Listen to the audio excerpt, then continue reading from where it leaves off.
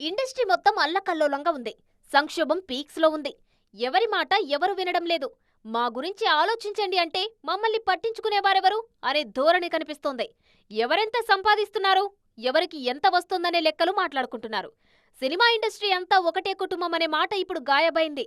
30% పెంచమని ఫెడరేషన్, అంత ఎందుకిస్తాం, అసలు అంతంత మొత్తం సభ్యత్వాలకు ఎందుకు వసూలు చేస్తున్నారు, ఆ డబ్బులు కట్టలేక స్కిల్ ఉన్నవాళ్లు బయట ఎక్కడో ఉన్నారు, వాళ్లతోనే పని చేయించుకుంటామంటూ నిర్మాతలు. ఎవరికి వారే యమునా తీరే అన్నట్టుంది పరిస్థితి. ఈ క్రమంలోనే ఇండస్ట్రీకి పెద్ద దిక్కు లేరా అనే మాట వచ్చింది. ఎందుకు లేరు అంటూ నిర్మాతలు మెగాస్టార్ని కలిశారు. వారి వాదనలు అన్నీ విన్న మెగాస్టార్ ఫెడరేషన్ తరపు వాదనలు కూడా వినడానికి రెడీ అయ్యారు. ఇరుపక్షాల మాటలు విన్న తర్వాత ప్రముఖులతో చర్చించి సాధ్యాసాధ్యాలను గుర్తించి అందర్నీ ఒకతాటి మీదికి తీసుకొస్తారనే ఆశలు కనిపిస్తున్నాయి. సడన్ గా ఆగిపోయిన షూటింగుల్లో చలనం రావాలంటే ఖచ్చితంగా చిరంజీవి కల్పించుకోవాల్సిందే. ఇరుపక్షాలకు సర్ది చెప్పి తల్లి బిడ్డకు న్యాయం చేయాల్సిందే. దాసరి ఉంటే ఎలా చేసేవారో ఇప్పుడు మెగాస్టార్ భుజాల మీద సాక్షాత్తు అంతటి బాధ్యతే ఉందన్నది కృష్ణానగర్ మాట.